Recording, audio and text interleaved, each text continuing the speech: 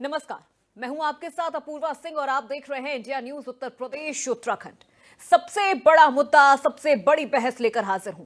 पहलगाम हमले को लेकर पूरे देश में आक्रोश है। पूरा देश 26 मौतों का बदला मांग रहा है। आक्रोश और बदले की मांग के बीच सरकार और सेना दोनों का एक्शन भी जारी है। सेना ने पहलगाम का बदला लेना शुरू कर भी दिया है। जवानों ने आतंकी हमले में शामिल 2 आतंकियों के घर तबाह कर दिए हैं। 3 भागे हुए आतंकियों को पकड़ने के लिए तलाशी अभियान भी आज जारी रहा।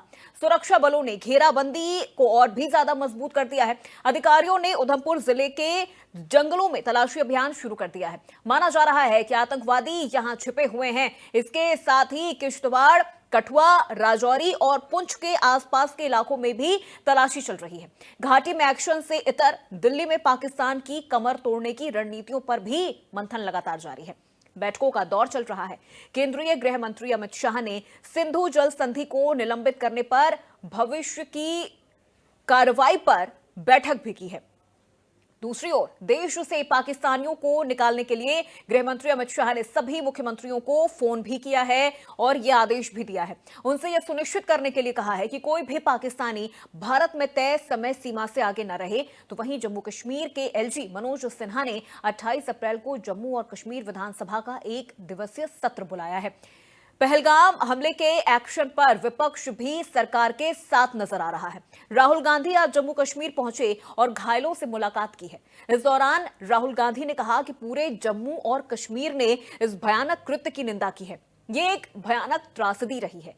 मैं यहां ये जानने और मदद करने के लिए आया हूं कि क्या हो रहा है। जम्मू और कश्मीर के सभी लोगों ने इस भयानक कृत्य की निंदा की है और इस समय राष्ट्र का पूरा समर्थन कर रहे हैं। पाकिस्तान की इस कायराना हरकत पर दुनिया भारत के साथ खड़ी है।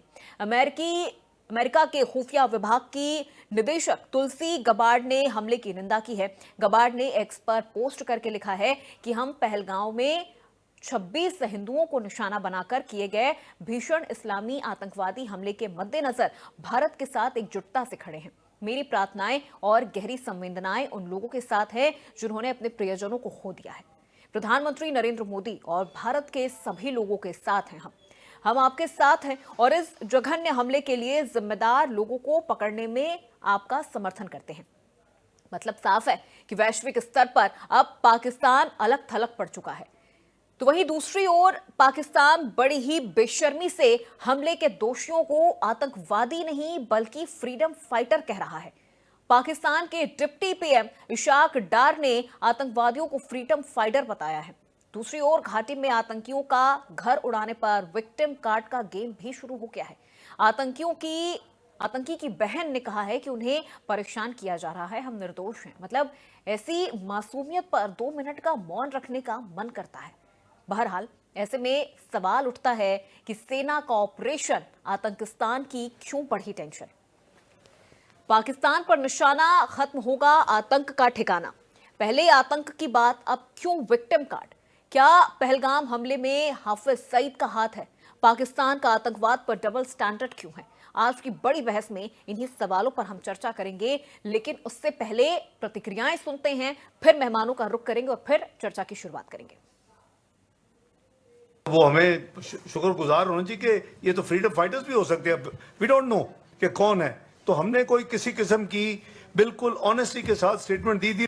हमारे घर में मेरे भाई एक है, वो जेल में है, और दूसरा भाई जो है वो मुजाहिदीन है, और मेरी 2 बहनें हैं और एक माँ बाप है। बस कल हम बैठे थे इधर, परसों से मेरे घर वालों को ले जा रहे थे, लेकिन मुझे पता नहीं था, मैं ससुराल में थी, मुझे पता नहीं था। तो मुझे कल डॉक्टर के पास आना था, तो मैंने घर वालों को फोन किया, मैं उधर आऊंगी। मैं यहाँ पे जब आई तो यहाँ मैंने किसी को नहीं पाया, ना मेरी माँ थी यहाँ, ना कोई घर में कोई था ही नहीं। 6 बजे मैं यहाँ पर पहुंची, यहाँ पे कोई नहीं था। उसको पुलिस वाले उसको ले गए थे, मेरी माँ को भी ले गए थे। तो ऑलरेडी मेरी जो बहनें 2 थी और मेरे अबू वालदेन साहब जो थे, उनको क्या 3 दिन पहले ही उनको ले गए थे वो।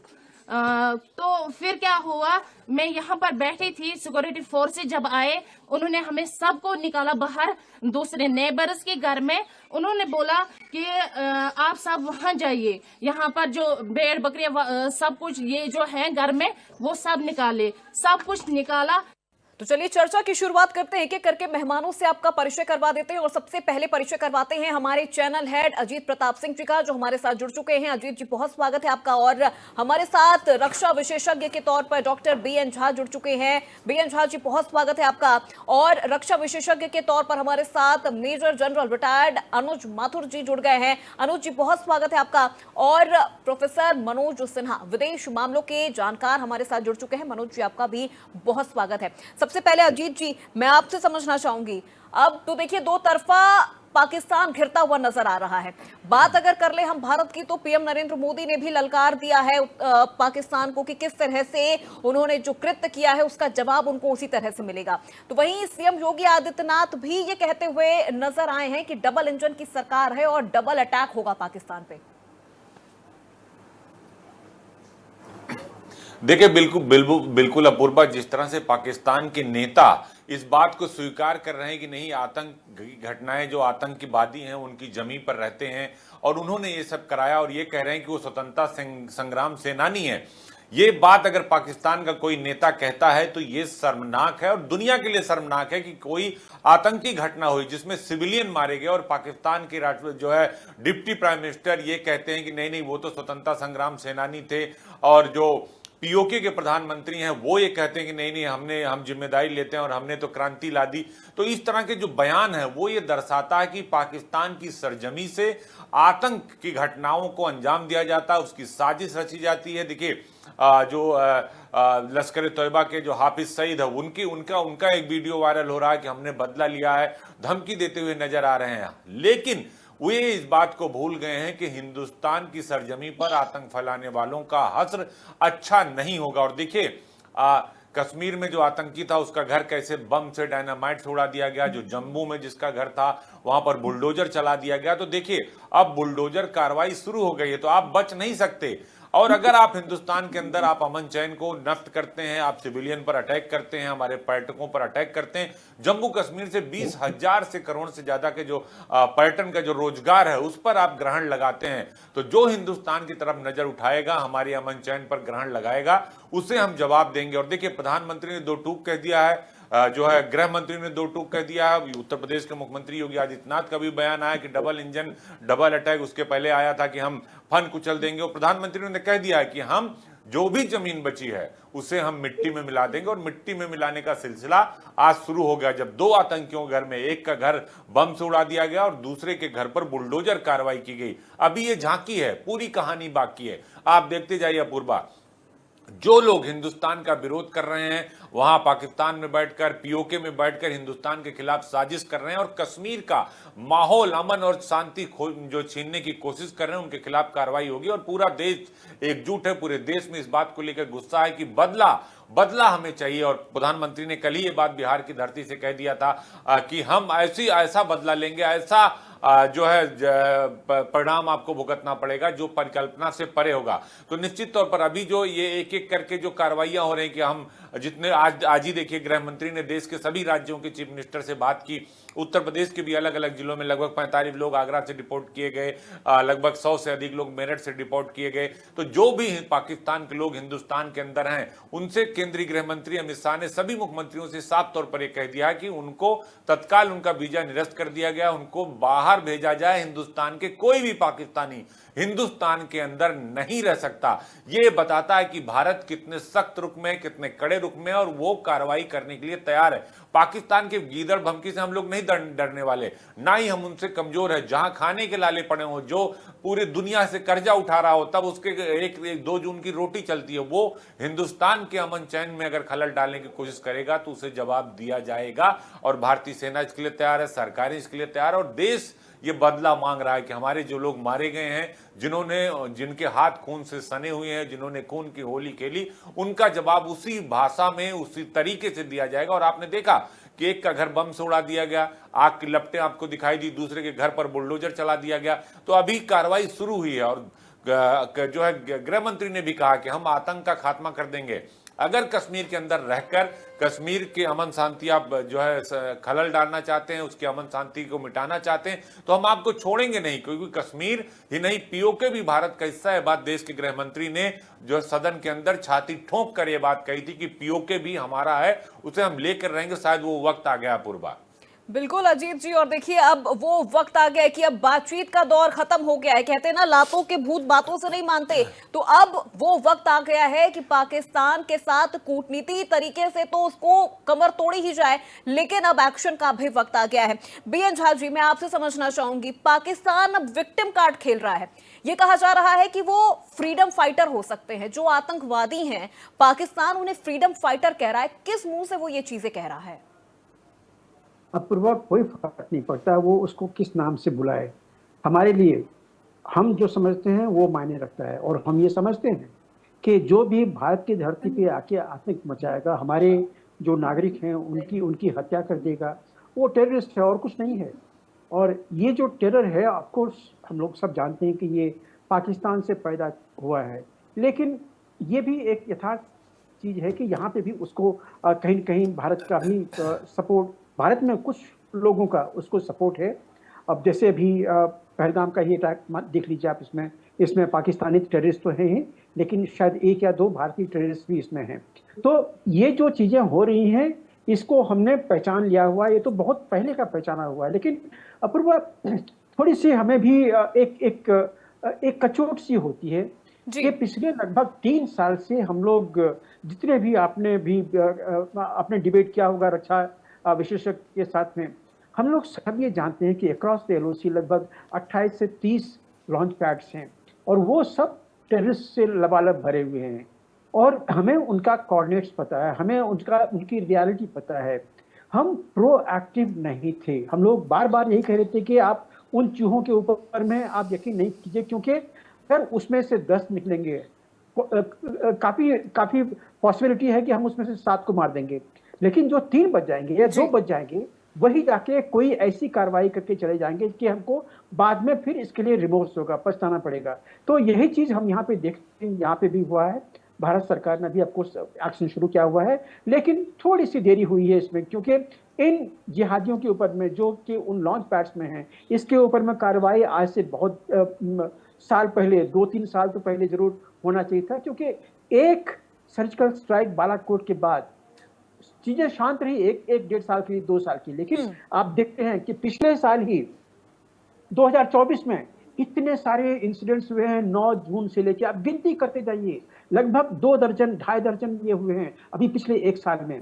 तो ये क्या दिखाता है? ये यही दिखाता है कि वहां पे जो आतंकी गतिविधियां हैं, वो उन्होंने अपना काम शुरू कर दिया था, और उन्होंने टेक इट फॉर ग्रांटेड ले लिया था। उन्होंने भारतीय सेना को, भारत सरकार को, रक्षा मंत्रालय को, मोदी को टेक इट फॉर ग्रांटेड ले दिया था कि हम ये करते रहेंगे जैसे पिछली वाले सरकार में करते थे, और हमारे ऊपर में कोई एक्शन नहीं होगा। तो अब एक्शन शुरू हुआ है। कहते हैं देर आए दुरुस्त आए, it is never too late to start with. अभी स्टार्ट हुई है। अभी तो जो भी आप परसों की जो शाम की जो डिसीजंस हैं, ये एक स्टार्टिंग पॉइंट है, वो डिप्लोमेटिक स्टार्टिंग पॉइंट है। इसके आगे बहुत कुछ होंगे तमाशे, आप देखते जाइए। पाकिस्तान इसको बहुत सीरियसली रिग्रेट करेगा, लेकिन हम अपने जो पब्लिक है यहाँ पे, भारत सरकार को हम सबों से विनती करते हैं कि हम सारे जो चाहे सर्विस पर्सनल हैं या सिविलियंस हैं, हम सबों को सरकार के साथ आज के दिन में खड़ा रहना चाहिए, क्योंकि सरकार हमारी जिंदगी को बचाने के लिए जो भी करना पड़ेगा वो करेगी। और इस बार एक बालाकोट से काम नहीं चलेगा। आप इमरान खान के उस वक्त को याद कीजिए जो उन्होंने डोनाल्ड ट्रंप 1 में दिया था जाके वाशिंगटन में, 2018 की शायद बात है, कि उनके सरजमीन पे 43 जिहादी ऑर्गेनाइजेशंस हैं, जिसके लगभग 30-40 हजार जो जिहादी हैं उनको वो खिला रहे हैं। ये उनका बयान था इमरान खान का। तो जब ये जानते हैं कि वहाँ पे जिहादी संगठन है, जिहादी रहते हैं, तो आज के दिन में अब हमें चैन नहीं लेना है। उन सबों को जो हमारे इंडिया के खिलाफ है पहले, और बाद में जितनों को हम मार सकें वो मारेंगे। ये एक बालाकोट नहीं होगा। अगर 43 जिहादी ऑर्गेनाइजेशन हैं तो हो सकता है कि 43 वहां पे बॉम्ब या मिसाइल या एयरक्राफ्ट का वहां पे ये गिरे। Let's see how it happens, how it unfolds. बिल्कुल सर, मैं लौटूंगी आपके पास। मनोज जी, भारत की विदेश नीति की अगर हम बात कर ले तो प्रोएक्टिव डिफेंस डिप्लोमेसी की क्या भूमिका है, और ऐसे हमलों के जब ऐसे हमले होते हैं तब इन मामलों में भारत की विदेश नीति में इन चीजों को किस तरह से शामिल किया जाना चाहिए? देखिए अपूर्वा जी, सबसे पहले तो मैं कहना चाहूंगा कि जो घटना घटी है ये बहुत ही निंदनीय है और ऐसा होना नहीं चाहिए जी। और जिस तरीके से भी हमारे पूर्व के दो वक्ताओं ने बताया डिफेंस के एक्सपर्ट के रूप में, मुझे लगता है कि बिल्कुल सही तरीके से उन्होंने रखा। अब रही बात कि देखिए पाकिस्तान का जो ओरिजिन हुआ है, जैसे आपने विदेश नीति के बारे में पूछा, तो जब किसी भी देश की या किसी भी व्यक्ति की जब जन्म होता है तो उसका जाना भी तय होता है, लेकिन देश के साथ ऐसा पहली बार मुझे देखने को मिलने जा रहा है और पूरे विश्व देखेगा इस बार, क्योंकि पाकिस्तान का जो ओरिजिन 1947 में जिस प्रकार से हुआ वेस्टर्न पावर ने किया था और उसको एक बैटल फील्ड के रूप में किया था कि हमेशा से वो भारत को परेशान करेगा, लेकिन जिस प्रकार से उसने, आप देख सकते हैं कि पूरे वर्ल्ड में जो टेररिज्म का जो कनेक्शन है वो सब पाकिस्तान के तार से जुड़े हुए हैं और पूरी तरीके से एक्सपोज हो चुका है। चाहे आप देखिए, आप उसका बीएलए की तरफ से देख सकते हैं, अफगानिस्तान की तरफ से देखते हैं और इधर जिस तरीके से एलओसी के ऊपर जो उसका इंटरफेरेंस था, और 2019 के बाद से जो घटना है जो घटी, इसके पहले पुलवामा और उरी जो अटैक हुआ, उसके बाद से जिस प्रकार से भारत सरकार ने वहां पे एक पीसफुल हार्मनी डेवलप करने के लिए जेएनके में चुनाव कराया, वहां पे एक लॉ एंड ऑर्डर लाया, डेवलपमेंट पे काम किया, और जिस प्रकार से कश्मीर का जो इश्यूज था जिसको लेकर पाकिस्तान हमेशा जब से बना है तब से लेकर आज भी इस चीज को लेकर पूरे वर्ल्ड प्लेटफॉर्म पे उठाता था, लेकिन हर जगह से उससे डिफीट मिला। लेकिन आज जिस प्रकार से चुनाव होने के बाद से जो वहाँ शांति बहाली और वहाँ के लोगों में जो एक अवेयरनेस आया, उसे कहीं ना कहीं किसी न किसी रूप से उसको नेगेटिविज्म मिल के जाना था और उसी का परिणाम था कि ये जो पहलगाम में जो घटना घटी है, जिस प्रकार से आइडेंटिफाई करके लोगों को मारा गया और खास करके हिंदू, और जिस तरीके से एक डिबेट किया गया, मुझे लगता है कि इसका वर्ल्ड में इस तरीके की घटनाएं नहीं मिलती। मुझे लगता है कि अगर आप हमास वाली घटना को देख लें जो इजराइल में जिस तरीके से किया, बिल्कुल उसी तर्ज पे इसने यहाँ पे करने का प्रयास किया है। तो इसमें जिम्मेदार कोई फ्रीडम फाइटर नहीं, बिल्कुल वहाँ की पाकिस्तान की आर्मी है। और हम सब जानते हैं कि जो मुनीर है, जिस प्रकार का उनका स्टेटमेंट आया था अभी कुछ दिनों पहले, जिस तरीके से हिंदू को उन्होंने काफिर के रूप में यूज किया, तो मुझे लगता है कि उसी का परिणति इस तरीके से देखने को मिला। अब रही बात भारत सरकार की, तो भारत सरकार ने जिस प्रकार से जो कदम उठाया है, आप समझ सकते हैं कि 4 बार कन्वेंशनल वार भारत और पाकिस्तान के बीच में हो चुके हैं, लेकिन अभी तक इस तरीके का डिसीजन नहीं लिया गया। लेकिन पहली बार मोदी सरकार ने जिस प्रकार से मधुबनी की धरती से, बिहार की धरती से जो इन्होंने बोला कि मैं मिट्टी में मिला दूंगा, तो उसका रूप हम सब देख रहे हैं। आप समझ सकते हैं तैयारी शुरू हो गई है सर, कूटनीतिक तरीके से भी, और अब हमलों के तौर पर भी देखने को मिलेगा, एक्शन भी देखने को मिलेगा। बिल्कुल सर, मैं लौटूंगी आपके पास। अनुज जी, सर मैं आपसे समझना चाहूंगी, क्या पाकिस्तान अब गुड टेररिस्ट और बैड टेररिस्ट की नीति पर चल रहा है? क्योंकि देखा जाए तो अफगानिस्तान और भारत के लिए अलग नीति है और अपने लिए अलग नीति है। फ्रीडम फाइटर्स जिस तरह से वो कह रहे हैं आतंकवादियों को, देखिए अपूर्वा, पाकिस्तान किस नीति पे चल रहा है उनको खुद पता नहीं है। पाकिस्तान के पास कोई नीति नहीं है। मैं आपको सिर्फ एक बात बताना चाहता हूं, पाकिस्तान दुनिया का एकमात्र ऐसा राष्ट्र है जिसकी स्टेटेड पॉलिसी है टेररिज्म। कैसे?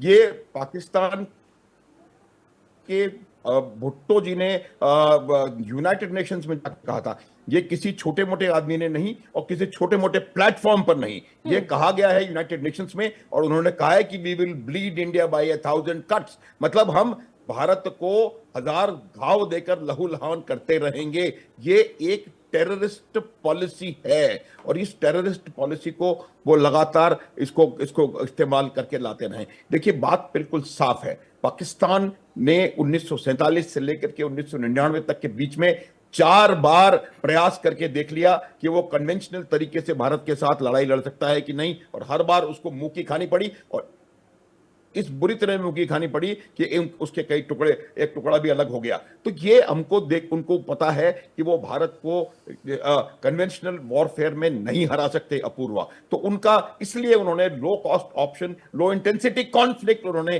शुरू किया था, और उसकी वजह थी कि उस वजह से उन्होंने इसको पूरा, इसमें 2-3 चीजें होती हैं। देखिए अपूर्वा, मैं आपको बताऊं, जिस प्रकार का कॉन्फ्लिक्ट जो है, वो कॉन्फ्लिक्ट जब तक उनका एक इंफ्रास्ट्रक्चर, एक बहुत बड़ा वो एक इकोसिस्टम जो टारगेट कंट्री वहां पर नहीं एग्जिस्ट करेगा, तो इसको वहां पर इसको सही प्रकार से वो नहीं कर पाएंगे। इस वजह से उन्होंने बहुत लंबे समय तक उस जगह पर एक ऐसा जबरदस्त इकोसिस्टम तैयार किया है, ऐसा जबरदस्त एक यहाँ पर इंफ्रास्ट्रक्चर तैयार किया है जो कि उनको मदद पहुंचाता है, उनको यहाँ पर गाइडेंस देता है, कम्युनिकेशन देता है, उनको रहने की जगह देता है, खाना पीने देता है, लॉजिस्टिक सपोर्ट देता है, और उस नेटवर्क को तबाह करने की आवश्यकता है। ये पहली बात। दूसरी बात, जो एक्शंस बड़े लिए गए हैं, आप देखिए पाकिस्तान की जो सबसे बड़ी हमारी जो सबसे बड़ी एक समस्या मैं बताता हूं, कि जो इंटर वाटर ट्रीटी थी, मुझे इस बात का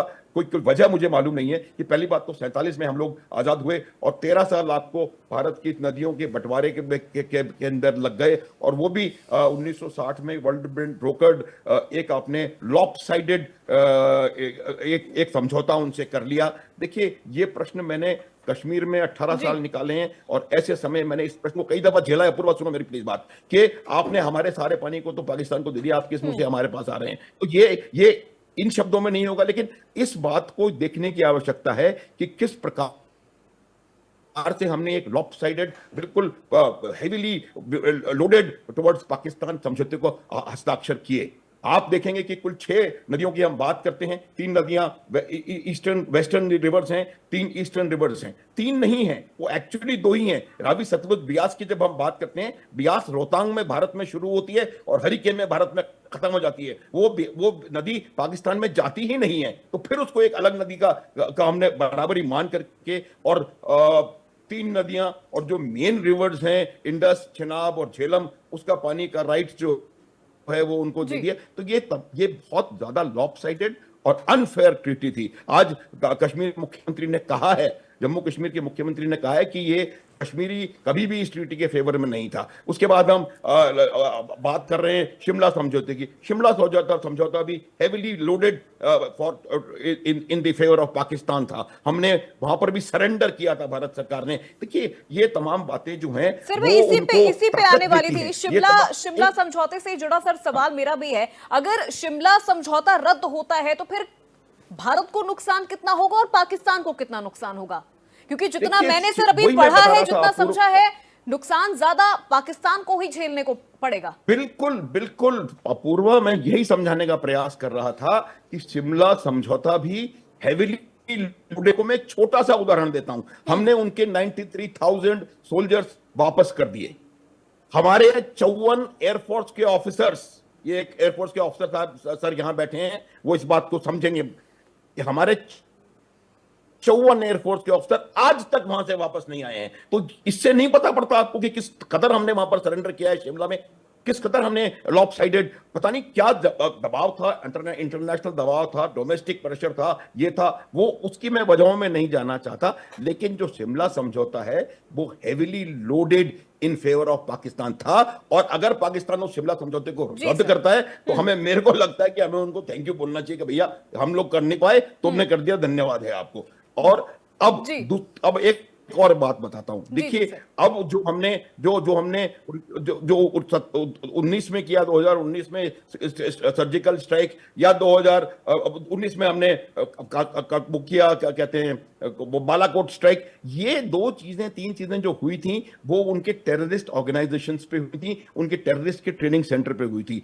उनका जो जन्मदाता है, जो परपेचुएटर है, जो उनको पालता पोसता है, उनको खड़ा करता है, उनको गाइडेंस देता है, ट्रेनिंग देता है, उनको जिहादी बनाता है, उनकी मानसिकता बदलता है, वो कौन है? अब का जो स्ट्राइक होगा अपूर्वा, ये बात आप मान लें, वो स्ट्राइक उस नर्व पे किया जाएगा जो नर्व है पाकिस्तान की आर्मी। और अनफॉर्चुनेटली आप ऐसी आर्मी के साथ को डील कर रहे हैं जो कि बहुत सीवियरली रेडिकलाइज्ड है, वो इस्लामिस्ट आर्मी है। उनका उनका आर्मी सेना प्रमुख आज की तारीख में है, जिस प्रकार की तकरीरें वो करता है, जो उसने 16 अप्रैल को बोला है, हिंदू क्या पाकिस्तान में हिंदू नहीं है, इस प्रकार की बात करना, ये वो एक मस्जिद के मौलवी ज्यादा लगते हैं, सेना के सेना प्रमुख कम लगते हैं। बिल्कुल ठीक है सर, मैं लौटूंगी आपके पास। अजीत जी, मेरा ये मानना है कि ऐसी आर्मी के साथ यही था। बिल्कुल सर, मैं लौटूंगी आपके पास। अजीत जी, मैं आपसे समझना चाहूंगी, देखिए भारत में तो इस वक्त गुस्सा है, लोग आक्रोश कर रहे हैं, प्रदर्शन कर रहे हैं, लेकिन भरोसा भी है भारत सरकार पे।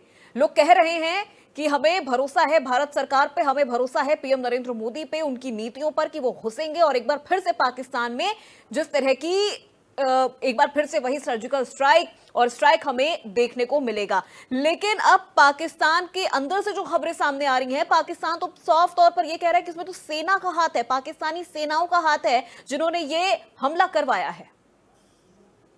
डर गया है पाकिस्तान, समझ नहीं आ रहा क्या बयान दे, देखिए अपूर्वा, किस तरह जब भी से खुद को हिंदुस्तान बचाएं। के अंदर कोई बड़ी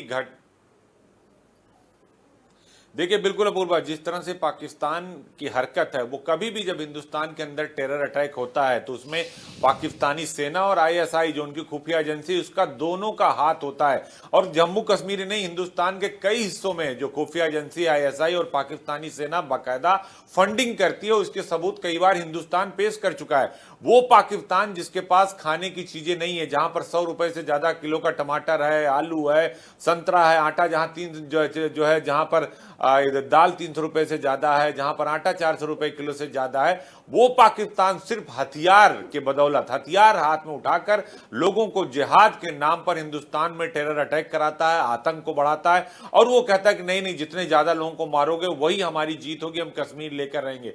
शायद पाकिस्तान ये भूल गया, जो अभी हमारे रक्षा विशेषज्ञ बता रहे थे, चाहे जहां साहब बता रहे हो, चाहे माथुर साहब, उनकी बात बिल्कुल जायज है कि अब बालाकोट जैसे स्ट्राइक से काम नहीं चलेगा। अब आपको बड़ी स्ट्राइक करनी होगी और पाकिस्तान को ये बताना होगा, जवाब देना होगा कि देखो भाई, बार बार आप अगर हमको छेड़ोगे तो इस बार हम आपको छोड़ेंगे नहीं। क्योंकि कहावत है कि जो हमें छेड़ेगा हम उसे छोड़ेंगे नहीं। उत्तर प्रदेश के मुख्यमंत्री इस बात को कई बार कह चुके हैं, इसीलिए उन्होंने कहा था बटोगे तो कटोगे। शायद उस नारे की सार्थकता आज समझ में आ रही है कि हिंदुस्तान एक जगह, एक मंच पर एक साथ खड़ा है, वो चाहे पक्ष हो चाहे विपक्ष हो। हालांकि रामगोपाल यादव और रॉबर्ट वाड्रा जैसे नेता हैं, वो अभी भी हिंदू मुस्लिम और धर्म की बात कर रहे हैं, लेकिन जिन आतंकियों ने अटैक किया उन्होंने धर्म पूछकर हत्या की। तो निश्चित तौर पर अब पाकिस्तान के खिलाफ भारत की जो कूटनीति है, भारत की जो विदेश नीति है, जो वो कह रहे हैं कि हम शिमला समझौता रद्द कर देंगे, भारत ने तो समझौते रद्द कर दिए, अब उसका कोई असर भारत पर नहीं पड़ेगा, बल्कि पाकिस्तान का इससे सीधे नुकसान होना हो, चाहे पानी की बात हो, चाहे एक तरह से कहा जाए निर्यात की बात हो। तो निश्चित तौर पर पाकिस्तान की हालत और खराब होने वाली। जिस देश के ऊपर 133 बिलियन डॉलर का कर्ज हुआ पूर्वा, वो हिंदुस्तान के ऊपर आंख दिखा रहा है। उसको लगता है कि उसने अमेरिका से F-16 ले लिए तो वो बहुत ताकतवर हो गया। अमेरिका ने रोक लगा दी है कि आप बगैर अनुमति के आप उड़ा नहीं सकते, भारत के खिलाफ इसका इस्तेमाल आप नहीं कर सकते। अगर कहीं से उसको फुल सपोर्ट मिलता है तो वो है चाइना, और चाइना भी इस मुद्दे पर कहीं खुलकर बोल नहीं रहा। अगर आप सैन्य शक्ति की देखें तो भारत के पास जो है पाकिस्तान से 2 गुना से ज्यादा हथियार हैं, 2 गुना से ज्यादा हेलीकॉप्टर हैं, जो हमारे पास जो सेना के पास जो सब कुछ हैं। अगर आप फाइटर जेट की बात करें तो लगभग 2 गुना हमारे पास फाइटर जेट भी हैं। लेकिन पाकिस्तान के, मैंने जो पहले बात कही कि वो वहां बैठकर कहते हैं नहीं भाई ये तो स्वतंत्रता संग्राम सेनानी है, वो तो वही बात होगी कि भाई जो टेरर फैलाएगा, जो आतंक फैलाएगा, जो खून बहाएगा, उसे हम कहेंगे नहीं नहीं यही फरिश्ता है, यही जो है यही सब कुछ करने वाला है। तो ये अब चलने वाला नहीं है। जो अपने घर को सुधार नहीं सकता वो देश और दुनिया को क्या सुधारेगा। वैश्विक मंच पर हिंदुस्तान ने कम से कम यह साबित करने में सफलता प्राप्त की है कि दुनिया के निशाने पर, दुनिया के मंच पर पाकिस्तान की किरकिरी हो रही है और भारत इसका करारा जवाब भी देगा। क्योंकि जो इस बार पाकिस्तान ने किया है, जो आतंकवादियों ने किया, उसका जवाब देना भारत ने शुरू कर दिया। अभी देखिए कल बैठक हुई थी राजनयिकों के, आज जब गृह मंत्री ने बात किया तो इस बात का भी उन्होंने जिक्र किया, तो बात छूट गई थी कि आप इसको धार्मिक रूप मत दीजिए, आप इसको हिंदू मुसलमान का रूप मत दीजिए, ये देश की बात है और इस समय देश के साथ सबको खड़े होना चाहिए। लेकिन फिर भी कुछ राजनीतिक दल इसे धर्म की शक्ल दे रहे हैं और ये कह रहे हैं कि हिंदू हिंदू को मार रहा है, वो चाहे रॉबर्ट वाड्रा हो चाहे रामगोपाल यादव हो। लेकिन ऐसे बयानों की जगह ऐसे वक्त पर बिल्कुल हिंदुस्तान के अंदर नहीं है। मैं एक ही बात कहूंगा अपूर्वा कि हिंदुस्तान सक्षम है पाकिस्तान को जवाब देने के लिए, आतंकियों को मिटाने के लिए हिंदुस्तान सक्षम है। और प्रधानमंत्री ने जो बात कही थी कि हम इन्हें मिट्टी में मिला देंगे, उसकी झांकी जो है अब शुरू हो गई है। अभी तो ये झांकी है, अभी बहुत कुछ बाकी है। और आप देखिएगा आने वाले वक्त में कि सिर्फ 2 आतंकियों के घर नहीं, अभी जी एक ब्लास्ट से उड़ाया गया और एक बुलडोजर से गिराया गया, अभी बहुत कुछ कश्मीर के अंदर और कश्मीर के बाहर भी देखने को मिलेगा। और बालाकोट जैसे बड़ी आपको एयर सर्जिकल स्ट्राइक भी देखने को मिलेगी और उससे बड़ी कार्रवाई भी देखने को मिलेगी, क्योंकि ये जुनून है, वो जुनून है बदले का, वो जुनून है हिंदुस्तान के मान और स्वाभिमान को बचाने का। अपूर्वा बिल्कुल अजीत जी, अब वो वक्त आ गया है कि सिर्फ बात नहीं, अब एक्शन की जरूरत है। और इसी वजह से पाकिस्तान अब थर-थर कांप भी रहा है। और इस तरह की बयानबाजियां पाकिस्तान के लिए कोई नई बात नहीं है कि वो अपनी गलती का ठीकरा अपनी सेना पर फोड़े और सेना अपनी गलती का ठीकरा वहां की सरकार पर फोड़े। बीएन झा जी, मैं आपसे समझना चाहूंगी सर, एक बार फिर से शिमला समझौते पर ही आ जाते हैं। क्या अगर शिमला समझौता रद्द हुआ तो क्या पाकिस्तान में जो आंतरिक अस्थिरता है वो बढ़ जाएगी और अंतर्राष्ट्रीय मदद और जो कर्ज अभी तक पाकिस्तान ले रहा था और जो बड़ी आसानी से मिल भी जा रहा था, क्या आगे इसके लिए मुश्किल खड़ी हो जाएगी? अपूर्वा, मुझे ये नहीं लगता है कि शिमला समझौता इस तरह से एक तरफा खारिज हो सकता है। भारत और पाकिस्तान के बीच में आप वो कर सकते हैं, लेकिन इसी शिमला समझौते के एग्रीमेंट को यूएनएससी में वहाँ पे पकड़ा गया हुआ है, और जो वहाँ पे दो रेजोल्यूशंस हैं, मेरे ख्याल से एक 303 है और एक 307 है। ये जो यूएनएससी के रेजोल्यूशन हैं, ये इस शिमला समझौते के आधार पर जो बायलैटरल नेगोशिएशन से सारे मसले सुलझाने के वो देते हैं और एलओसी को रिकग्निशन देता है। तो अब पाकिस्तान को क्या करना पड़ेगा कि हमें तो उसने मौखिक रूप से बता दिया, शायद चिट्ठी भी अगर वो भेज दे तो हम उसके आभारी होंगे, क्योंकि इससे क्या होगा कि अब उसको यूएनएससी जाना पड़ेगा, यूएनएससी से उसको अपनी वो जो रेजोल्यूशन है वो विड्रॉ करनी पड़ेगी। ये यूजुअली पॉसिबल नहीं होता है, लेकिन मान लीजिए अगर चाइना उसको हेल्प करता है तो भारत भी एलिजिबल होगा नेहरू जी के उस एप्लीकेशन को विड्रॉ करने के लिए जिसमें कि कश्मीर मुद्दा को यूएनएससी में लेके जाया गया था। तो मतलब हमारे दोनों हाथों में लड्डू है, क्योंकि अगर शिमला समझौता रद्द हुआ तो 93,000 जो सैनिक हैं पाकिस्तान के, उसको हमें वापस करना पड़ेगा। वो मुर्दे तो आ नहीं सकते हैं आज के दिन में, अगर वो 93,000 सैनिक हमारे हवाले करेगा तो वो नहीं टिकेगा। दूसरा, जो जितने हमने जमीन हमने उसको लौटाई थी जीतने के बाद, 97 वॉर जीतने के बाद, उसको वापस करना पड़ेगा। और अगर कहीं नेहरू जी का वो एप्लीकेशन वापस हो गया तो फिर तो एलओसी ही नहीं रहे, फिर तो पूरा का पूरा जो जम्मू कश्मीर है, लद्दाख है, वो हमारा है। सारे कुछ वहां पे नल एंड वॉइड हो जाएंगे, इंक्लूडिंग साक्षाग्राम। तो ये सारी चीजें आप लेके चलिए, ये काफी जटिल मामला है, इतना आसान नहीं है कि पाकिस्तान इसको यूनिलैटरली कर देगा, लेकिन अगर करेगा तो हमारे भलाई के लिए होगा। एक चीज अपूर्वा मैं आपको और बताना चाहता हूँ जो बहुत कम लोग बात करते हैं। मैं मोदी जी और शाह जी से ये प्रार्थना करता हूँ कि please treat the disease not the symptom. आज तक जितनी सरकार है, ये जो जिहादी गतिविधि है, ये आतंकवाद जो है, इसको मोस्टली कॉस्मेटिक रूप से इसका ट्रीटमेंट होता रहा है, सिम्टम्स का ट्रीटमेंट होता रहा है, डिजीज कोई ट्रीट करने के लिए तैयार नहीं है। मैं मोदी जी से रिक्वेस्ट करता हूं कि कहते हैं मोदी है तो मुमकिन है, मोदी जी प्लीज इस डिजीज को वंस फॉर ऑल ट्रीट कीजिए। यही एक तरीका है जिससे कि भारतीय जो है आने वाले वर्षों में चैन की नींद सो पाएंगे, और जो शांति हम जिसको कहते हैं वो यहाँ पे होगी, और हमें किसी और का डर नहीं होगा। तो ये सारी चीजें हैं। देखिए अभी लोहा को गर्म करना शुरू किया गया है, आपने डिप्लोमेटिक ऑफेंसिव देखी है, आपने ये जो रिवर वाटर का जो आपने ये देखा है, बहुत सारी चीजें अभी आने वाली हैं, और इसकी जो आवाज है वो इस्लामाबाद तक जाएगी। इस्लामाबाद में शायद कुछ फायर क्रैकर्स भी वहाँ पे आपको दिखाई देंगे, उसकी आवाज़ जो वहाँ के आर्मी जनरल और बाकी सब जो है उनको भी सुनाई देगी। देखिए इसमें बहुत कुछ अभी होने वाला है, ये अभी शुरुआत ही हुआ है।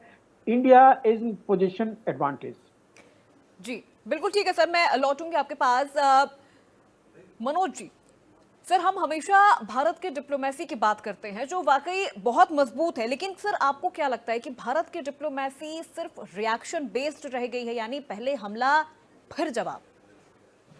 देखिए अपूर्वा जी, आपने बड़ा अच्छा सवाल किया। भारत की डिप्लोमेसी और खास करके इंडियन आर्मी अभी भी विश्व की नंबर 1 जाती है। आप देखिए 1971 में नियाजी ने स्टेटमेंट था कि अगर जो इंडियन आर्मी का जो लीडरशिप है, खास करके जो हायर एजुकेशन और जो डिप्लोमेट्स है, अगर वो हमें मिल जाए तो हम लोग पूरे विश्व को कंट्रोल कर सकते हैं। तो इसलिए इसका इतिहास बहुत ही अच्छा रहा है और अभी वर्तमान में उसी तरीके से। लेकिन हम सब जानते हैं कि भारत एक लोकतांत्रिक देश है और लोकतंत्र में हम जनता के मैंडेट को हमेशा सम्मान करते हैं, और इसीलिए भारत पूरे विश्व में जाना जाता है। और आज जिस प्रकार से जो मैंडेट मोदी जी को मिला है, आप तीसरी बार देश के प्रधानमंत्री बने हैं और चुनी हुई सरकार के द्वारा यहाँ पे जिस तरीके से नेतृत्व कर रहे हैं और विकसित भारत की बात कर रहे हैं, तो हमें समझना होगा कि जो भारत की जो विदेश नीति है और खास करके जो डिप्लोमेसी है, वो ऑब्वियस है कि यहाँ की जनता के मन, जो जनमानस है, जो उसका इंटरनल है, उसी के सेंटिमेंट्स को रिफ्लेक्ट करता है। और किसी भी देश का जो फॉरेन पॉलिसीज होता है वो जनता के सेंटिमेंट्स को ही रिफ्लेक्ट करता है अपनी नीतियों के माध्यम से। तो और आज जिस प्रकार से अभी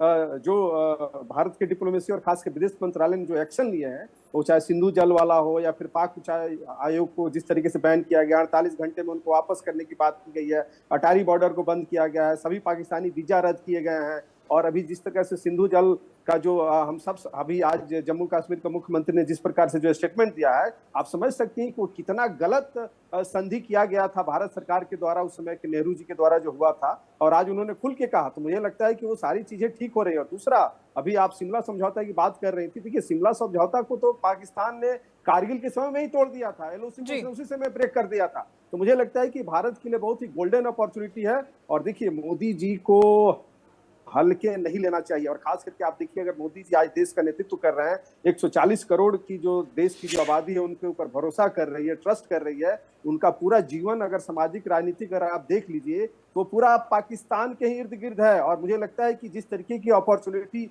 मैं इसे अपॉर्चुनिटी नहीं कहूंगा क्योंकि उन्होंने हमेशा से एक कोएग्जिस्टेंस की बात की, हमेशा शांति की बात की, लेकिन पाकिस्तान अपनी आदतों से बाज आने वाला नहीं था। तो आज उन्हें मौका मिल गया है और पूरा विश्व उनके सपोर्ट में खड़ा है, तो चाहे अमेरिका हो। अब जैसे हम सब जानते हैं कि पहले हम बोलते थे कि AAA से पाकिस्तान चलता है, अल्लाह, आर्मी और अमेरिका, लेकिन आज अमेरिका की जगह पे चाइना आ गया है, वहां पे अल्लाह, आर्मी और चाइना आ चुका है। तो हम समझ सकते हैं कि आज क्या स्थिति है पूरे विश्व में। तो आज ये बहुत अच्छा अपॉर्चुनिटी है भारत सेना के पास भी और हमारे डिप्लोमेट्स के पास भी, कि जो मूल जो जड़ है, जो जहाँ पे मेन समस्या है, और वो है पाकिस्तान आर्मी है। और वो पाकिस्तान आर्मी पे अगर हम भारत अटैक करता है तो मुझे लगता है कि ये जो विकसित भारत का जो कंसेप्ट है, हम सबसे ज्यादा बजट में खर्च डिफेंस पे करते हैं, लेकिन उसके बावजूद भी एक छोटा सा देश जो भारत से ही निकला हुआ है, जो भारत के रामो करम पे पला उस समय, और आज जिस तरीके से हमारे निर्दोष नागरिकों को मार रहा है। और देखिए, ये आप देख सकती हैं कि ये इसका एक टाइम फ्रेमवर्क है, जो अभी जिस टाइम फ्रेमवर्क में जो घटना घटी है उसमें भारत की जो आंतरिक नीति है वो भी कहीं ना कहीं प्रभावित करती है। जिस प्रकार से वो वक्फ बिल का आना हुआ है, उसके पहले आप देख सकते हैं जिस समय वाड्रा का जो अभी स्टेटमेंट आया है, उनके केस ओपन हुए हैं, नेशनल हेराल्ड का केस है। तो कहीं ना कहीं इन सब चीजों को भी देखने की जरूरत है। तो इसीलिए पूरा देश आज सरकार के साथ खड़ा है और चाहता है कि एक एक्शन हो, ताकि हमेशा से समूल नाश हो पाकिस्तान का, जिससे कि भारत शांति व्यवस्था कायम कर सके। और हम अगर अर्थव्यवस्था में अपने आप मजबूती बनाना चाहते हैं, 5वीं से तीसरी बनना चाहते हैं, तो हमें नेबर ऐसा चाहिए जो कि पीसफुल और कोएग्जिस्टेंस के साथ चल सके। जी अपूर्वा जी, बिल्कुल ठीक है सर, मैं लौटूंगी आपके पास। अनुज जी, सर आपसे समझना चाहेंगे, हर बार की जो कार्रवाई होती है पाकिस्तान के खिलाफ, वो हर बार कॉन्सुलेट समन और बयान तक सीमित रह जाती है, लेकिन इस बार एक्शन की बात हो रही है। इससे पहले भी सर्जिकल स्ट्राइक हुआ, एयर स्ट्राइक हुआ, और इस बार भी अब वही कुछ जनता की भी मांग है, और शायद इन आतंकवादियों का इलाज भी सर वही है। अपूर्वा, मैं आपको एक बात बताना चाहता हूं, आपके मार्फत आपके दर्शकों को। देखिए, जो बीच में इस प्रकार का कॉन्फ्लिक्ट होता है, वो कॉन्फ्लिक्ट हमेशा 3 फ्रंट्स पे साइमल्टेनियसली लड़ा जाता है, और वो 3 फ्रंट्स हैं: इकोनॉमिक फ्रंट, वॉरफेयर या इंफॉर्मेशन वॉरफेयर कह लीजिए, वो फ्रंट, और तीसरा होता है फिजिकल ऑन ग्राउंड। आप देखेंगे कि आज, और जब भी युद्ध का एक नियम है, कायदा है कि आपको उस जगह पर स्ट्राइक करना चाहिए अपूर्वा, जिस जगह पर that place which hurts most.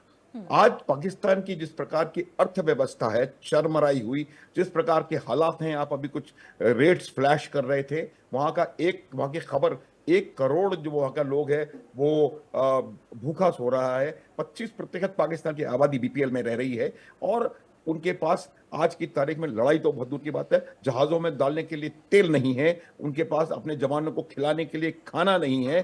तो ऐसे समय में उनके ऊपर एक प्रकार का जो इकोनॉमिक वॉरफेयर हम कर रहे हैं वो बहुत कारगर है। ये जो सिर्फ कहा है, सिर्फ अबेंस में हमने डाला है इस इंडस वाटर ट्रीटी को, और आप उसका असर देखिए किस प्रकार से पाकिस्तान में खलबली मची हुई है, खौफ है, क्योंकि पाकिस्तान की 50% लेबर इन नदियों के पानी पर निर्भर है। पाकिस्तान का बहुत बड़ा, देखिए 3 जगह पर असर पड़ेगा, एनर्जी पर, ऊर्जा पर और पेयजल पर, और ये तीनों चीजें पाकिस्तान के लिए क्रिटिकल हैं, और ये इनको मिलती हैं तीनों नॉर्दर्न, जो कि वेस्टर्न रिवर्स कहलाती हैं, इंडस, झेलम और चिनाब। आपने इंडस, झेलम, चिनाब तीनों का 80% पानी पाकिस्तान को दे दिया। अब वो उसको जब हमने चौक किया तो उस पर असर पड़ेगा। और दूसरा, हमने उनको इशारा दे दिया है कि अब उनके पास क्या है, हमने INS सूरत को समंदर में उतार करके और उससे एक मिसाइल का टेस्ट फायर करके उनको बता दिया है कि अगर आपने कुछ करने का प्रयास किया और अगर आप नहीं करें तो हम एक इकोनॉमिक ब्लॉकेड लगाएंगे कराची पोर्ट का, और उसके बाद आप देखिएगा किस प्रकार से पाकिस्तान की हालत खराब होती है। और जी। तीसरी बात जो मैं बता रहा हूं वो ये है जी। कि फिर आप देखेंगे ग्राउंड एक्शन, और ग्राउंड एक्शन टारगेट इस बार टेररिस्ट नहीं होंगे, इस बार उनकी आर्मी होगी, जो कि मैं बता। अब मैं एक चीज और बताने की कोशिश करूंगा। देखिए, जो कश्मीर में बदलाव आया है, उस बदलाव को पूरी तरह से फ्रक्टिफाई होने में टाइम लगेगा। ये जो एजुकेशन सिस्टम में एम्बेडेड है, जो violence of a radical mind जो उनको पढ़ा करके सिखा करके पिछली 2-3 जनरेशंस बड़ी हुई हैं, उनको उसके असर को पूरी तरह से जाने में निश्चित रूप से समय लगेगा। यहाँ जादू की छड़ी नहीं है अपूर्वा कि आपने ये कहा और कश्मीरी जो है वो भारतीय बन गया। लेकिन चेंजेस मैं 2-3 देता हूं। सैयद अली शाह गिलानी जो कि हुर्रियत के बहुत बड़े नेता रहे और हुर्रियत के चेयरमैन रहे इतने लंबे समय तक, उनकी ग्रैंड डॉटर ने, जो कि इंग्लैंड में रहती है, भारत में नहीं है, दबाव नहीं है उसके ऊपर कोई, उसने ट्वीट किया था कि I am a proud Indian. Shabbir Shah की बेटी ने कहा है कि आई लव माई इंडिया। तो ये तमाम चीजें हैं, ये कुछ चेंज है। मैं ये नहीं कह रहा कि इन चेंजेस को देख करके आप गार्ड डाउन करके और बिल्कुल आराम से बैठ जाएं ना, लेकिन ये जो परिस्थिति, ये चेंज आ रहे हैं, उसकी वजह यही है कि आज का कश्मीरी अपने आने वाली 1-2 जनरेशन और इस आग में नहीं झुलसाना चाहता, और उसको इस बात का यकीन है कि वो पीस यहां पर आ सकती है, डेवलपमेंट यहां पर हो सकता है। पिछले 6 साल में इसने देखा है, और उसी पीस और डेवलपमेंट को वो सेलिब्रेट कर रहा है। और यही चीज पाकिस्तान को और पाकिस्तान के जो इनके जो वो हैं हाफिज सईद और ये लोग, इन लोगों को ये पच नहीं रही है। क्योंकि अगर वहां पीस आ जाएगी, अगर वहां पर कश्मीरी तिरंगा सेलिब्रेट करना शुरू कर देगा, आज कश्मीरी कर रहा है ये, वो लोग जिन्होंने कहा था कि 370 हटने के बाद तिरंगे को कंधा देने वाला कोई नहीं होगा, आज वही अपने कंधे पे तिरंगा लेकर चल रहे हैं। इससे बड़ा मुझे लगता है कोई बदलाव आएगा, लेकिन हमें यह देखना है कि हम किस प्रकार से वो जो इंफ्रास्ट्रक्चर है, जो रेडिकल माइंड सेट है, उसको हमें धीरे धीरे करके उसको एलिमिनेट करना पड़ेगा। और वो एलिमिनेशन तभी होगा जब हम पेशेंस और उसके साथ काम करेंगे, और वहां पर डेवलपमेंट की एक्टिविटी, उनको डेवलपमेंट का आदी बनाएंगे, ना कि आतंकवाद का। ठीक है, बिल्कुल बिल्कुल सर, मैं लौटूंगी आपके पास। अजीत जी, एक तरफ तो पाकिस्तान अपनी सैन्य ताकत दिखा रहा है, एक तरफ पाकिस्तान खुद को विक्टिम बता रहा है। बात पाकिस्तान की कर ले ना, खाने को रोटी है पाकिस्तान के पास, आटा दाल चावल तो वहां की जनता को मिल नहीं पा रहा है, पानी तो भारत रोक ही देगा। फिर किस दम पर पाकिस्तान इतना उछल रहा है? अगर देखा जाए तो करोड़ों अरबों खरबों का तो कर्ज पाकिस्तान के ऊपर है, विदेशी कर्ज है। सेना सरकार के खिलाफ है, सरकार सेना के खिलाफ है। देखिए, बिल्कुल अपूर्वा, सही बात आपने कही कि जहां महंगाई से मौत आ रही हो, वो देश जंग का शौकीन बन बैठा है। वो जंग चाहता है। जहां पर 800 रुपए किलो चिकन हो, वो जंग चाहता है। जहां पर 350 रुपए किलो चावल हो, वो जंग चाहता है। जहां 250 रुपए किलो दूध हो, वो जंग चाहता है। जहां 400 रुपए किलो से ज्यादा आटे का दाम हो, वो देश जंग चाहता है। जिसके ऊपर $133 बिलियन का कर्ज हो, सिर्फ अकेले $29 बिलियन का कर्ज चीन का है, $20 बिलियन का कर्ज जो विश्व बैंक का है, लगभग $25 बिलियन का कर्ज एशियाई बैंकों का है, वो चला है युद्ध लड़ने। निश्चित तौर पर अगर हमारी सैन्य शक्ति देखी जाए तो हम पाकिस्तान से कई गुना ज्यादा हैं। रही बात समझौतों की, तो शिमला समझौता पहले ही, जो बात अभी कह रहे थे कि हमारे जो विदेश मामले के जानकार हैं मनोज जी, वो सीधे कह रहे थे कि शिमला समझौता तो कारगिल युद्ध के दौरान ही लाइन ऑफ क्रॉस लाइन, जो बॉर्डर क्रॉस लाइन है, वो क्रॉस करके पाकिस्तान ने तोड़ दिया था। पानी हमने उनका रोक दिया है, हमने वीजा उनका रोक दिया है, अटारी बॉर्डर हमने उनका रोक दिया है, खाने के पास उनके पास है नहीं, चलने को गाड़ी में तेल है नहीं, पीने को दूध है नहीं। तो अब हमसे वो जंग चाहते हैं। लेकिन सबसे बड़ी बात ये कि पाकिस्तान को सपोर्ट कौन कर रहा है? सपोर्ट करने वाला इस वक्त दुनिया भर के अंदर सिर्फ चाइना है। जो बात पहले था कि अल्लाह आर्मी और अमेरिका, अब वो हो गया अल्लाह आर्मी और चाइना। मैं इस बात से बिल्कुल इत्तेफाक रखता हूं कि अब पाकिस्तान के खिलाफ वैश्विक मंच पर अपने को बचाने का कोई रास्ता नहीं बचा है, और हिंदुस्तान के लिए सबसे अच्छा मौका है। लेकिन युद्ध ही उसका रास्ता नहीं हो सकता।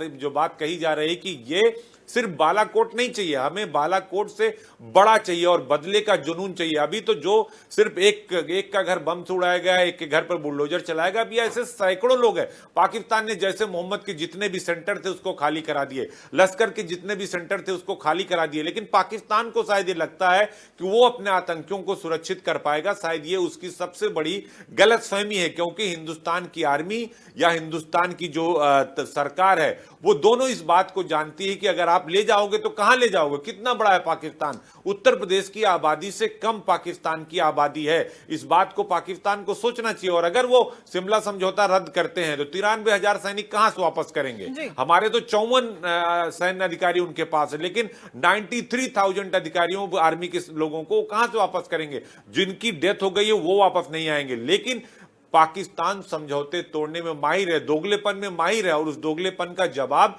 इस बार हिंदुस्तान देगी। और प्रधानमंत्री ने इसीलिए कहा कि हम इनकी जमीन मिट्टी में मिला देंगे। इसके पहले भी देखिए कार्रवाई हुई थी, लेकिन इस बार की कार्रवाई जो होगी वो नजीर बनेगी। और पूरा हिंदुस्तान चाहता है, देश गुस्से में है, बच्चा बच्चा गुस्से में है।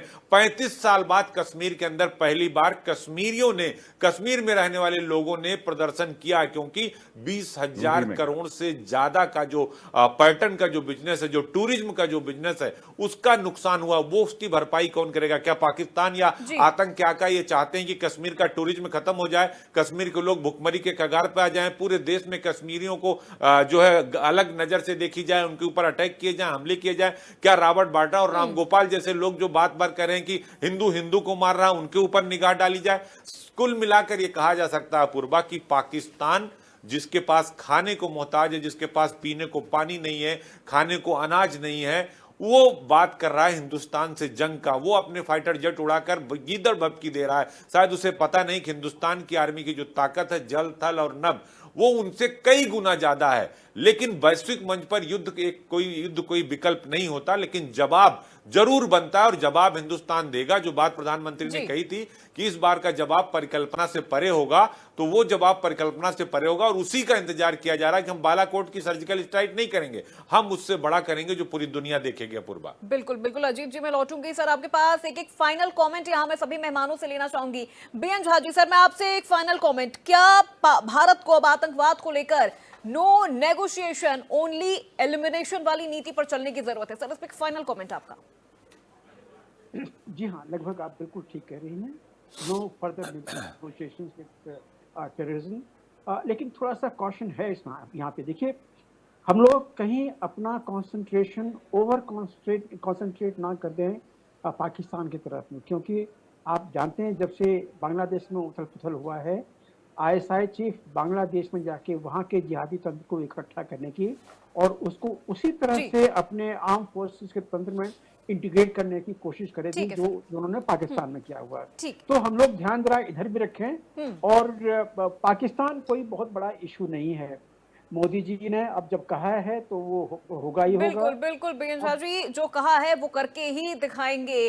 अनुज जी, सर मैं आपसे फाइनल कमेंट क्विक इस पूरे मुद्दे पर, no negotiation only elimination.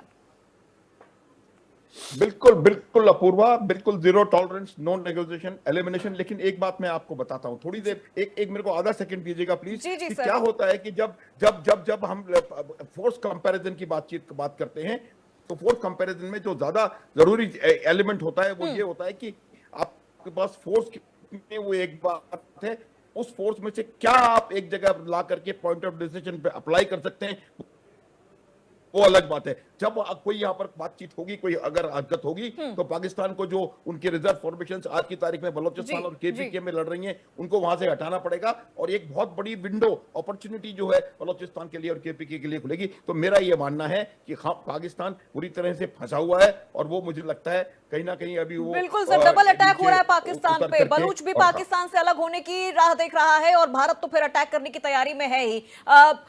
Manoj ji, sir आपसे फाइनल कमेंट। देखिए अपूर्वा जी, मैं सिर्फ यही कहना चाहूंगा कि देखिए किसी भी देश की जो राजनीति होती है विश्व की राजनीति पे चलती है, और आज पूरा विश्व आप देखिए जिस प्रकार से रसिया यूक्रेन पे अटैक कर रहा है और आज पूरा वर्ल्ड इंस्टीट्यूशन चुप होकर देख रहा है। उधर इजराइल हमास और फिलिस्तीन पे कर रहा है और अमेरिका वहां पे होटल और वहां पे मल्टी टावर बनाने की बात कर रहा है। तो यही समय है भारत को कि जो BLA बलूचिस्तान का जो डिमांड है और भारत को खुल के सपोर्ट में आ जाना ठीक है चाहिए, क्योंकि देखिए पाकिस्तान जिस तरीके से भारत के साथ कर रहा है, तो मुझे लगता है कि आपको एज ए एनिमी ट्रीट करना पड़ेगा और वहां के सैन्य को आपको सबक सिखाने का इससे अच्छा मौका नहीं मिल सकता है। तो विश्व की जो राजनीति जिधर जा रही है उसी तरफ भारत को भी बढ़ना चाहिए। और साउथ एशिया में जो भारत का एक प्रभाव है, जिस तरीके से चाइना ने एक डोमिनेंस बना रखा है, तो जब तक हम पाकिस्तान को काउंटर नहीं करेंगे तब तक हम शायद इस चीज को प्राप्त नहीं कर सकते। बिल्कुल अजीत जी, वही सवाल सर आपसे, नो नेगोशिएशन ओनली एलिमिनेशन, बातचीत का वक्त हो गया, जितनी बातचीत करनी थी अब हो गया, अब तो सीधे अटैक का वक्त आ गया है। बिल्कुल सही बात है। No elimination, no only negotiation, कुछ भी नहीं होगा। बात का वक्त खत्म हो चुका है, सिर्फ अटैक का वक्त बचा है और हम सिर्फ जवाब देंगे। हमारे लिए सिर्फ सिंगल विंडो होगा और पाकिस्तान के लिए बिल्कुल कोई विंडो नहीं होगा। और कारगिल में पाकिस्तान ने देखा था, अपने सैनिकों को ले नहीं जा पाए थे, उनका अंतिम संस्कार नहीं कर पाए थे।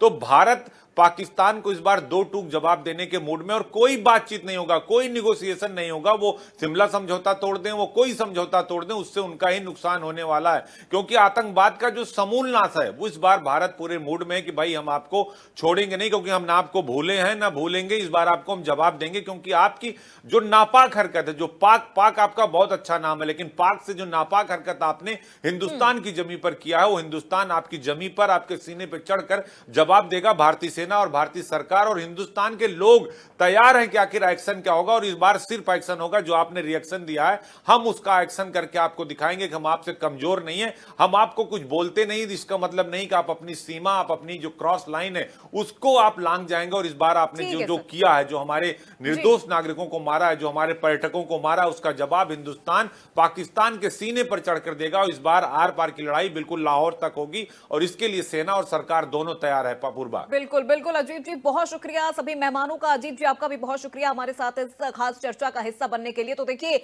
नो नेगोशिएशन ओनली एलिमिनेशन की मांग इस वक्त पूरा भारत कर रहा है। जिस तरह से पहलगाम की वादियों में गोलियों की तड़तड़ाहट गूंजी, कोई अब चुप बैठने वाला नहीं है, चाहे वो भारत सरकार हो या फिर भारत की जनता हो। जनता तो कह रही है हमें बॉर्डर पे भेज दीजिए, मरेंगे या तो मारेंगे, लेकिन चुप नहीं बैठेंगे। तो आज बड़ी बहस में मेरे साथ बस इतना ही। प्रदेश की तमाम खबरों के लिए आप देखते रहिए इंडिया न्यूज उत्तर प्रदेश उत्तराखंड।